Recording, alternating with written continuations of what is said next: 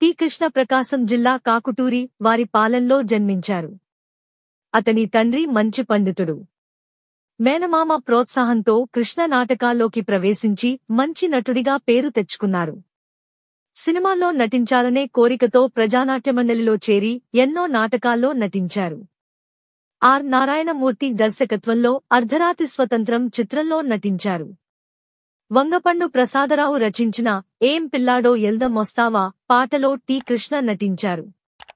ఆ తర్వాత ఉషాకిరణ్ మూవీస్ ప్రతిఘటనకు కథ, మాటలు, దర్శకత్వం అందించి సంచలన విజయాన్ని అందుకున్నారు. దర్శకుడు టి కృష్ణ ఓ అరుణ కిరణం, నవభారతంలో మనకు నేటి భారతం చూపాడు. దేవాలయం లాంటి సమాజంలో దేశంలో దొంగలు పడ్డారు, ఎలా ప్రతిఘటన చేయాలో రేపటి పౌరులకు తెలిపాడో ప్రజానాట్య మండలి కృష్ణ సమాజాన్ని మేలుకొలిపిన నిజమైన నవయుగ దర్శకుడు. ప్రముఖ తెలుగు నటుడు తొట్టెంపూడి గోపీచంద్ ఆయన కుమారుడు. తెలుగు ఫిలిం ఇండస్ట్రీ మరిచి పోలేని మహాదర్శకుడు టి కృష్ణ.